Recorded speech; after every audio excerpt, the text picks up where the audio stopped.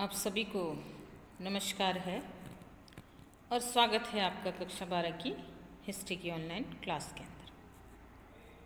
History में पाठ 6 पढ़ रहे हैं, आधुनिक भारत का स्वाधीनता आंदोलन। इसमें भी हमने विभिन्न बिंदुओं को पढ़ा है, जिसमें ब्रह्म समाज, आर्य समाज, रामकृष्ण मिशन और अन्य कई संस्थाएं जिनका निर्माण हुआ भारत के लोगों के राजनीतिक, धार्मिक, सामाजिक सुधारों के फलस्वरूप और सामाजिक आंदोलनों को पढ़ा। अब हम पढ़ेंगे जो नया आज का अध्ययन बिंदु, वो है राजनीतिक आंदोलन। राजनीतिक आंदोलन यानी राजनीति के क्षेत्र में क्या नई परिवर्तन आए।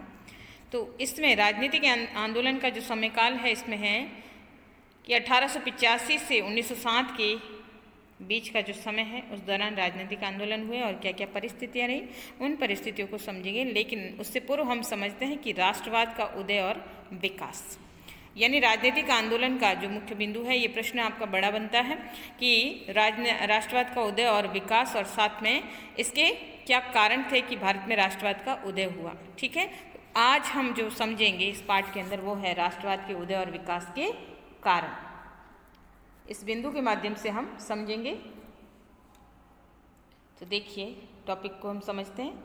19वीं शताब्दी के उत्तरार्ध में राष्ट्रीय भावना के विकास के परिणाम स्वरूप राजनीतिक आंदोलन का सूत्रपात हुआ। सूत्रपात अर्थात जो है प्रारंभ या शुरुआत।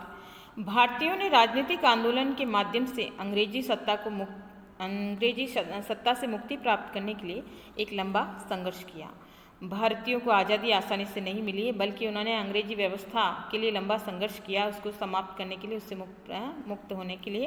अंग्रेजी शासनकाल में भारतीयों में राष्ट्रीयता की भावना के उदय के निम्नलिखित कारण थे। तो हम पढ़ रहे हैं भारतीयों में राष्ट्रवाद की भावना का उदय और उसके कारण। ठीक है, तो पहला कारण आता है इसमें कि अंग्रेजों की शोषणकारी नीति या अंग्रेजों की शोषणकारी आर्थिक नीति। अब आर्थिक नीति क्या है, किस प्रकार से अंग्रेजों ने शोषण किया है। आधुनिक भारतीय राष्ट्रवाद का उदय विदेशी प्रभुत्व को चुनौती देने के रूप में हुआ था, यानी इसका उदय का कारण है कि जो विदेशी सत्ता या जो ब्रिटिश सरकार यहाँ पे मौजूद थी, उसको चुनौती देना, उसको यहाँ से हटाना। अंग्रेजी शोषणकारी आर्थिक नीतियों से भारतीय कृषि, परंपरागत उद्योग और हस्तशिल्प नष्ट होने लगे थे, कि अंग्रेज जो है भारतीयों का आर्थिक शोषण कर रहे थे, और वहीं भारतीय कृषि व्यवस्था, उद्योग व्यवस्था और हस्तशिल्प व्यवस्था भी जो है प्रभावित होने लगी थी, और ये सारे उद्योग है वो नष्ट होने लगे थे। भारतीय समाज के आर्थिक ढांचे में परिवर्तन आने लगा था। भारतीयों का धन या भारत का धन वैसे भी जो है इंग्लैंड की तरफ जा रहा था, निष्कासित हो रहा था, धन निष्कासन हो रहा था, और इसके चलते भारत की पूरी व्यवस्थाएं हैं वो डगमगा गई, और कृषि, उद्योग, हस्तशिल्प ये सारे नष्ट होने लगे, और जिसके कारण भारत का आर्थिक ढांचा है वो बिगड़ने लगा। सर्वप्रथम ये परिवर्तन भूमि एवं कृषि व्यवस्था में आया। सबसे पहले इसका परिवर्तन का प्रभाव है वो देखने लगा भूमि और कृषि व्यवस्था के अंतर्गत। गांवों की आत्मनिर्भरता को समाप्त किया गया। भूमि कर या लगान की राशि बहुत अधिक ली जाती थी अंग्रेजों के माध्यम से। कृषि का वाणिज्यीकरण किया गया, यानी अब अंग्रेजों ने उस कृषि को महत्व दिया जो जिससे उनको फायदा हो सकता था। अब किसानों पर विशेष प्रकार की फसलें, जिसमें रुई है, जूट है आदि उत्पादन करने के लिए दबाव डाला जाने लगा। यानी रुई जो कि ब्रिटेन के मिलों में जाती थी, औद्योगिक कारखानों में जाती थी, जहाँ से वस्त्र बन के तैयार होकर वापस बाजारों में आता था, औपनिवेशिक बाजारों में जाता था। वहीं जूट जो था उससे भी इसी प्रकार की जो है सामग्री है वो बनाई जाती थी। जंगल कानून अधिकार पारित कर चरवाहों और जंगल की भूमि के उपयोग करने के अधिकार भी छीन लिए। अब अंग्रेजों ने यही व्यवस्था नहीं, बल्कि यहाँ पर जो जंगल कानून पारित करके जो चारागाह भूमि होती थी, जिसमें पशु जो है चरने का कार्य करते थे, वहाँ पर भी वो अधिकार भी है अंग्रेजों ने छीन लिए। अगर यहाँ चारागाह भूमि पर भी अगर कोई चरवाहा अपने पशु को चराना चाहेगा या जंगली भूमि के लिए भी उपयोग अगर उसका करना चाहेगा, तो उसके लिए भी उन्होंने टैक्स या कर व्यवस्था लागू कर दी।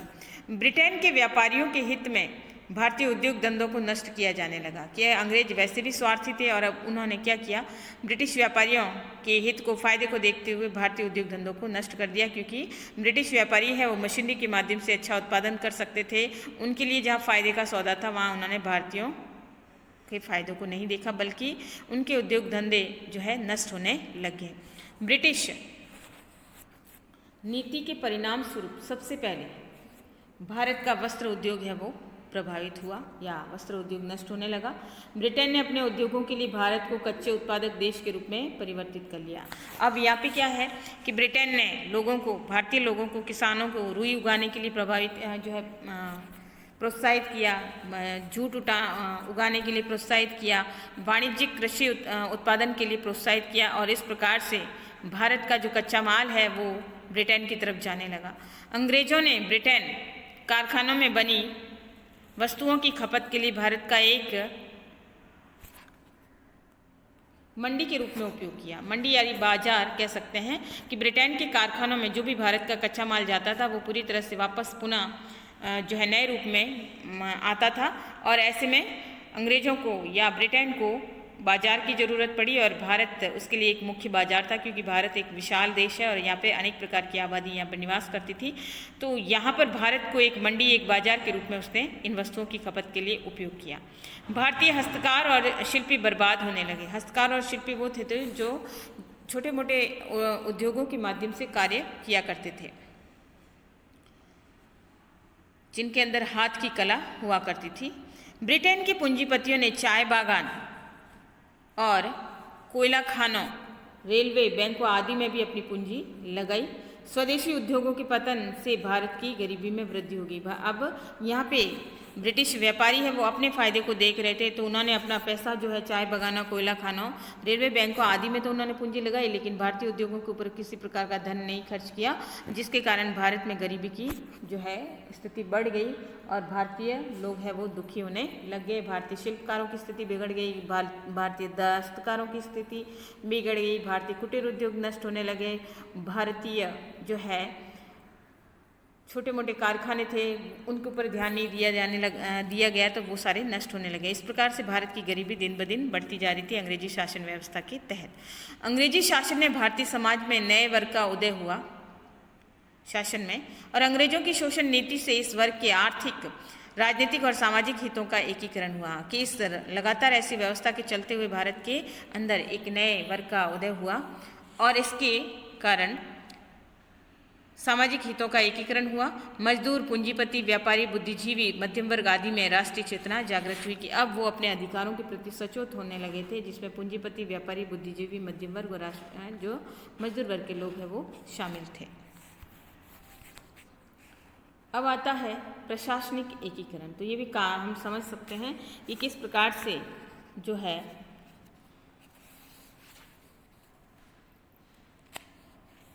अंग्रेजों की जो है आर्थिक शोषणकारी नीति के कारण भी राष्ट्रीय भावना का उदय हो रहा था। दूसरा आ रहा है प्रशासनिक एकीकरण। अंग्रेजी सरकार ने अपने हितों के लिए एक समान कानून और एक प्रकार की न्याय व्यवस्था स्थापित की। एकीकृत प्रशासनिक व्यवस्था से भारतीय लोगों में पारस्परिक संपर्क बढ़ा। इसके परिणाम स्वरूप भारतीयों में राष्ट्रीय भावना का विकास हुआ कि प्रशासनिक एकीकरण यानी इसके माध्यम से लोग एक दूसरे के साथ संपर्क है वो स्थापित होने लगा, जिसके चलते भी राष्ट्रीय भावना का विकास है वो हुआ। यातायात और संचार के साधनों का विकास, यानी कि आवागमन की सुविधाएं होना, कि रेलवे, मोटर और आवागमन के अन्य आधुनिक साधनों ने सामाजिक स्तर पर भारतीयों को एक सूत्र में बांधने में महत्वपूर्ण योगदान दिया। और आवागमन के साधन अंग्रेजी साम्राज्य की सुरक्षा के माध्यम थे, किंतु इसमें भारतीयों को राजनीतिक आंदोलन के लिए संगठित करने का कार्य किया। हालांकि ये आवागमन के साधन अंग्रेजी साम्राज्य ने अपनी सुरक्षा के लिए किए थे, लेकिन भारतीयों को भी इससे जो है संगठित होने का मौका मिला। तार, डाक आदि संचार साधनों ने विचारों के आदान प्रदान और राजनीतिक आंदोलनों के कार्यक्रमों को निश्चित कराने में सहायता दी। कि अंग्रेजों के समय में डाक व्यवस्था और तार व्यवस्था, इसके माध्यम से जो है भारतीय लोग जो इन राष्ट्रवादी विचारों वाले थे, उन्होंने इनके माध्यम से अपने विचारों को एक स्थान से दूसरे स्थान पर भेजा। और ये भी डाक, तार या कह सकते हैं कि यातायात और संचार के साधनों के विकास से भी जो है राष्ट्रवाद की भावना का उदय हुआ। नेक्स्ट आ रहा है प्रेस व साहित्य की भूमिका। जिसमें अखबार या पत्र पत्रिकाएं छपकर बाहर निकलते हैं। प्रेस ने राष्ट्रीय चेतना के उदय में महत्वपूर्ण योगदान दिया। इसने लोगों को राजनीतिक शिक्षा, आर्थिक और राजनीतिक विचारों का प्रचार किया। ब्रिटिश सरकार की शोषणकारी नीतियों और कार्यवाहियों की आलोचना की। अंग्रेजों के दुर्व्यवहार, भारतीयों के साथ जातीय भेदभाव आदि के समाचार मुख्य रूप से समाचार पत्रों में छपने लगे थे। तो इस प्रकार से प्रेस और साहित्य की भूमिका भी महत्वपूर्ण रही कि इसमें जो है लोगों की सोच को जगाया और आर्थिक और राजनीतिक विचारों का प्रचार प्रसार किया। और वहीं अंग्रेजों की जो गलत नीतियाँ थी, भारतीयों के साथ जातीय भेदभाव, दुर्व्यवहार, उससे भी मुख्य रूप से अखबारों के मुख्य पृष्ठों के ऊपर है वो छापा जाने लगा था। समाचार पत्रों के माध्यम से जनता के मध्य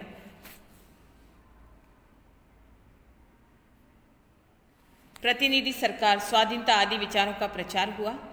संवाद कौमुदी पुस्तक है, सोम प्रकाश, हिंदू पैट्रियट, अमृत बाजार पत्रिका, बंगाली हिंदू आदि राष्ट्रवादी विचारों का प्रसार करने वाले समाचार पत्रों का प्रकाशन हुआ कि इस प्रकार के समाचार पत्र निकलने लगे, जिसके माध्यम से कह सकते हैं भारतीय जनता की आंखें हैं वो खुलने लगी। उनके अंदर राष्ट्रवाद की भावना का विकास हुआ। उसमें अंग्रेजों की नीतियों से संबंधित जो है संकीर्णताओं का प्रकाशन होता था। देशभक्तिपूर्ण साहित्य ने राष्ट्रीय चेतना को जागृत करने में महत्वपूर्ण भूमिका निभाई। वही ऐसे कई विद्वान, कई इतिहासकार, कई साहित्यकार हुए जिन्होंने देशभक्ति के ऊपर साहित्य लिखा। आधुनिक हिंदी के पिता, जिन्हें भारतेंदु हरिश्चंद्र के नाम से जाना जाता है, आधुनिक हिंदी के पिता भारतेंदु हरिश्चंद्र ने 1876 में एक नाटक लिखा। उस नाटक का नाम था भारत दूरदशा।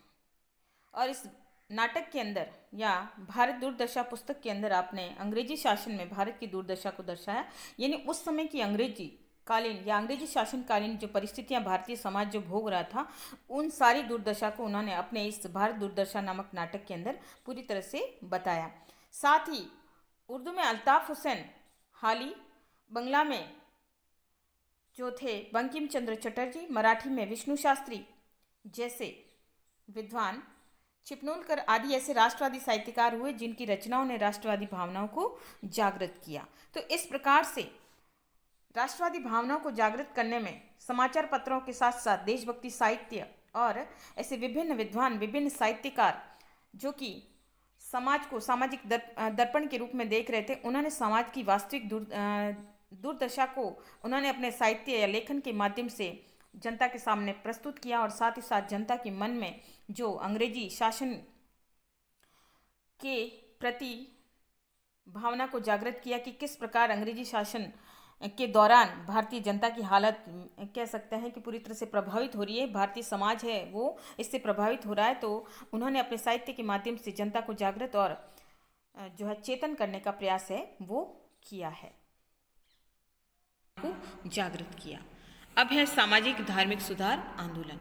राजा राम मोहन राय के ब्रह्म समाज, दयानंद सरस्वती के आर्य समाज, स्वामी विवेकानंद के रामकृष्ण मिशन, ये आपको याद रखना है तीनों जिसमें जो है तीनों का नाम आ रहा है। एक तो राजा राम मोहन राय और ब्रह्म समाज, स्वामी दयानंद सरस्वती और आर्य समाज, स्वामी विवेकानंद और रामकृष्ण मिशन ने भारतीय समाज में व्याप्त रूढ़ियों को समाप्त कर सामाजिक रूप से भारतीयों को एक करने का प्रयास है, इनके माध्यम से भी हुआ।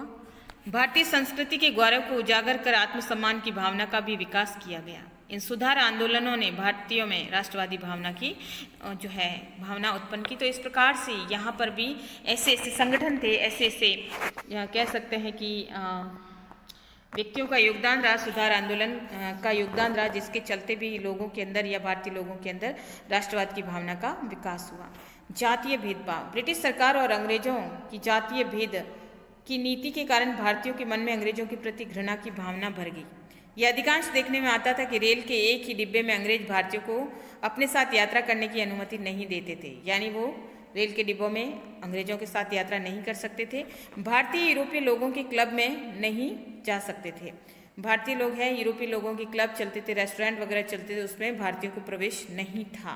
तो ये भी भावना थी कि उन्होंने इस प्रकार की भावना ने भी कि जहाँ जातीय भेदभाव होता था, उनको ऊंच नीच या उनको घृणा की दृष्टि से देखते थे भारतीयों को। तो ये सारी व्यवस्थाओं ने भी भारतीयों के मन और मस्तिष्क को प्रभावित किया और उनके अंदर राष्ट्रवादी विचारों का जो है कह सकते हैं कि प्रभाव है वो बढ़ा। अब आता है आधुनिक पाश्चात्य शिक्षा। पाश्चात्य शिक्षा प्राप्त भारतीयों ने यूरोपीय राष्ट्रों के समसामयिक राष्ट्रवादी आंदोलनों का अध्ययन किया और उन्होंने पढ़ा गैरिबाल्डी और मैजिनी जैसे नेताओं के कार्यों से। ठीक है, गैरिबाल्डी और मैजिनी जिन्होंने इटली के एकीकरण में अपना विशेष योगदान दिया था। बर्क मिल आदि के विचारों से परिचित हुए और एक मजबूत एवं एकताबद्ध भारत को बनाने का प्रयास है वो करने लगे। तो जो पढ़े लिखे लोग थे, जिन्होंने यूरोप ये राष्ट्रों के बारे में जाना और वहाँ पर जो आंदोलन हुए थे उनको समझा, और इसमें उनके ऐसे जो लोग थे जिन्होंने किसी न किसी प्रकार से वहाँ यूरोपियन इतिहास में अपना महत्वपूर्ण योगदान दिया था, उनके विचारों से प्रभावित हुए और उन्होंने भारत में भी ऐसे विचार लागू करने के बारे में सोचा। अब है लॉर्ड लेटन की नीति। लॉर्ड लेटन गवर्नर जनरल, लॉर्ड लेटन के कार्यों ने भी भारतीयों में असंतोष की भावना भर दी। इसने 1877 में भयंकर अकाल के समय भव्य दिल्ली दरबार का आयोजन किया। ठीक है, ये प्रश्न है आपका, दिल्ली दरबार का आयोजन कब हुआ? 1877 में किसने किया? जो है लॉर्ड लेटन के समय में हुआ। और ये आयोजन क्यों किया गया था? देखिए, इस आयोजन का मुख्य उद्देश्य था कि ब्रिटेन की महारानी विक्टोरिया को भारत की साम्राज्ञी घोषित किया गया, यानी संपूर्ण भारत के ऊपर विक्टोरिया का अधिकार। 1878 में वर्नाक्यूलर प्रेस एक्ट द्वारा भारतीय समाचार पत्रों के ऊपर भी प्रतिबंध लगाया, क्योंकि ये समाचार पत्र है वो अंग्रेजों के खिलाफ है, वो जहर उगलते थे, अंग्रेजों की शोषणकारी नीतियों से भारतीयों को परिचित करवाते थे, जिसके चलते अंग्रेजों ने वर्नाक्यूलर एक्ट पास किया और जो है समाचार पत्रों के ऊपर प्रतिबंध लगाया। 1878 में शस्त्र एक्ट द्वारा भारतीयों को शस्त्र रखने के अधिकार से भी प्रतिबंधित किया गया, वहाँ पे वो भी नहीं रख सकते थे। नेक्स्ट आ रहा है एल्बर्ट बिल विवाद। एल्बर्ट बिल क्या है? देखिए, लॉर्ड रिपन के समय 1883 में इसकी परिषद के विधि सदस्य पीसी एल्बर्ट ने एक विधेयक प्रस्तुत किया। इसे एल्बर्ट बिल कहा जाता है। प्रश्न अगर आता है तो लॉर्ड रिपन ने जो है 1883 में परिषद की विधि सदस्य पीसी एल्बर्ट, जिनका नाम था, एक विधेयक प्रस्तुत किया और उस विधेयक को ही एल्बर्ट बिल कहा गया है। इस प्रस्ताव में भारतीय न्यायाधीशों को यूरोपियनों के मुकदमों का निर्माण का अधिकार दिए जाने का प्रावधान था, किंतु यूरोपियनों के विरोध के कारण यह बिल पारित नहीं हो पाया। तो यहाँ पर इसमें यह था कि जो है यूरोप के मुकदमों को यूरोपियन के मुकदमों को भारतीय न्यायाधीशों के द्वारा लड़ा जाएगा, लेकिन यूरोपियन ने इसका विरोध किया। यूरोपियंस के विरोध के कारण अंत में ये बिल पारित नहीं हो पाया। तो यही था एल्बर्ट बिल, जिसमें भारतीयों के मुकदमे तो ब्रिटिश लड़ सकते थे, यूरोपियंस लड़ सकते थे, लेकिन यूरोपियंस के मुकदमों को लड़ने का भारतीयों को अधिकार नहीं था। इसके कारण भी विवाद उत्पन्न हो गया। विभिन्न संस्थाओं की स्थापना की। ईस्ट इंडिया एसोसिएशन, पुणे सार्वजनिक सभा, इंडियन एसोसिएशन, मद्रास महाजन सभा, Bombay presidency association, Indian national Congress आदि ऐसी संस्थाओं की स्थापना हुई, जिसने राजनीतिक चेतना को जागृत करने में अपना महत्वपूर्ण योगदान दिया। तो इस प्रकार की संस्थाएं भी बनी, जिन्होंने इस संस्थाओं ने राजनीतिक एकता, राजनीतिक चेतना, राजनीतिक जागृति जो है करने का प्रयास है वो किया, और फिर इन संस्थाओं का योगदान भी महत्वपूर्ण रहा। तो ये था आज का हमारा बिंदु, जिसमें हमने राजनीतिक आंदोलन के अंदर या अंतर्गत जो है राष्ट्रीयता की भावना के उदय के कारणों को हमने समझा, जिसमें मुख्य रूप से पहला कारण आता है अंग्रेजों की शोषणकारी नीति, दूसरा कारण आपके इस बुक के अंदर ही था प्रशासनिक एकीकरण, तीसरा यातायात और संचार के साधनों का विकास, चौथा प्रेस और साहित्य की भूमिका भी महत्वपूर्ण रही, जिन्होंने इस व्यवस्था में जो है राष्ट्रवाद के उदय की भावना को बढ़ावा दिया। फिर है सामाजिक और धार्मिक सुधार आंदोलन, जिसमें स्वामी विवेकानंद, राजा राम मोहन राय और रामकृष्ण मिशन के संस्थापक जो है विवेकानंद और आर्य समाज के संस्थापक स्वामी दयानंद सरस्वती, इन सबका योगदान महत्वपूर्ण रहा। और फिर अंग्रेजों की भेदभावपूर्ण नीति, आधुनिक शिक्षा व्यवस्था भी जो थी भारतीयों को रास नहीं आई, और लॉर्ड लेटन की नीति, जिसके चलते दिल्ली दरबार का आयोजित करना और विक्टोरिया को भारत की साम्राज्ञी घोषित करना, और फिर एल्बर्ट बिल, जिसमें यूरोपियनों के मुकदमे भारतीय नहीं लड़ सकते थे। तो इस प्रकार से जो है ये सारी संस्थाएं थी, ये सारे एकीकरण के जो पॉइंट अगर हम देखें तो जिसके माध्यम से जो है राष्ट्रवाद की भावना का विकास हुआ। तो ये था आज का हमारा अध्ययन बिंदु। आशा करती हूँ आपको समझ में आया होगा। धन्यवाद।